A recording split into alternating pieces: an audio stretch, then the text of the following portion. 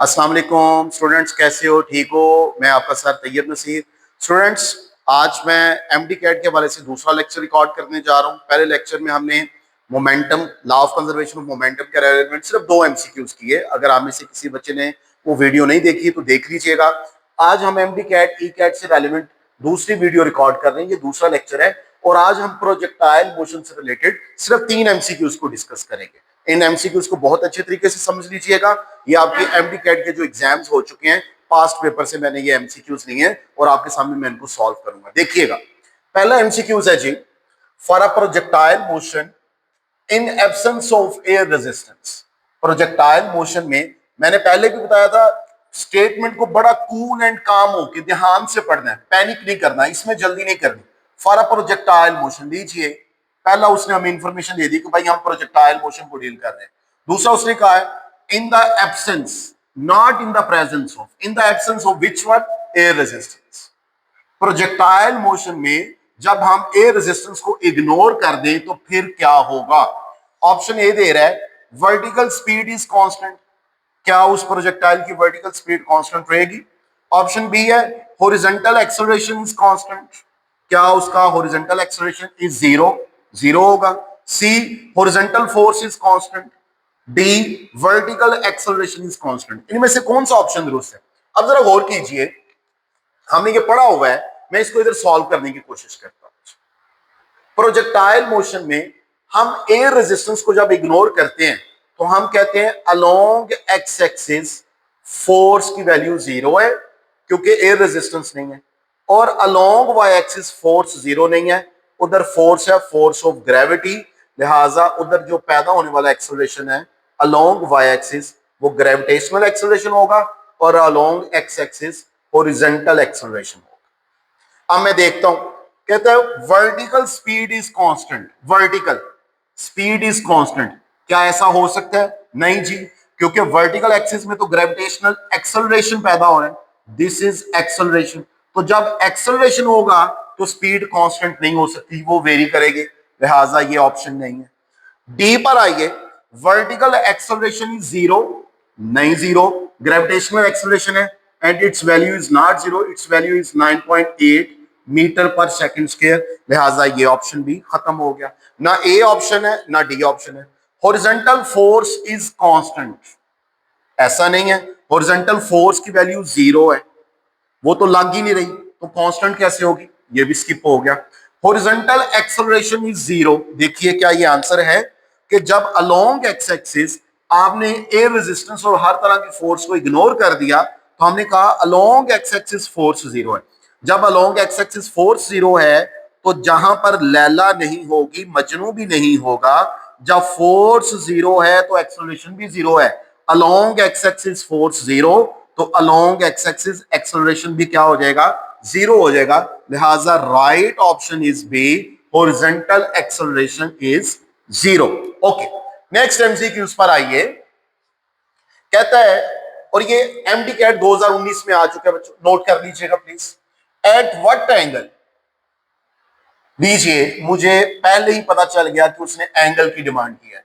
Of projection, at what angle of projection the range of projectile, projectile की range क्या हो जाए? Becomes half of its maximum value, कि उस range की जो भी मैक्सिमम वैल्यू होती है उस वैल्यू का हाफ हो जाए।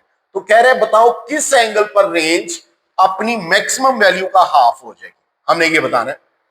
ये एनएमडी कैट 2020 में आ चुका है।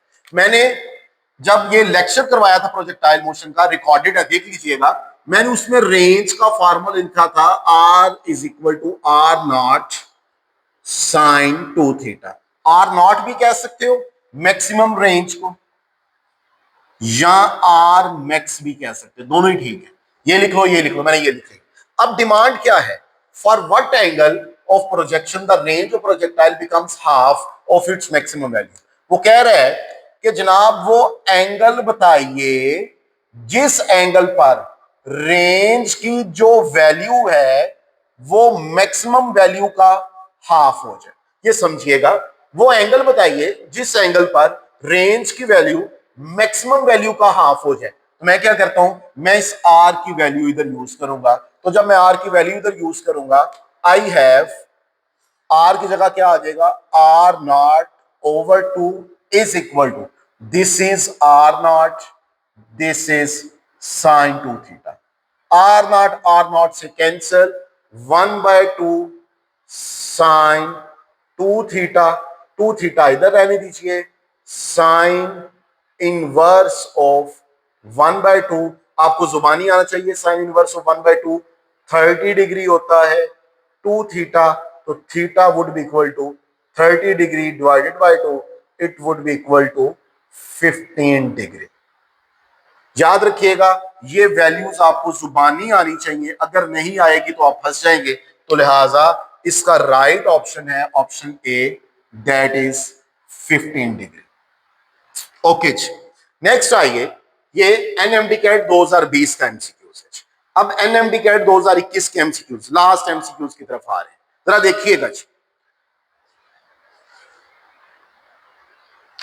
Vertical velocity means Vy, or you can say V sin theta versus time, क्या, ग्राफ, वर्टिकल वेलोसिटी और टाइम का graph for a projectile motion.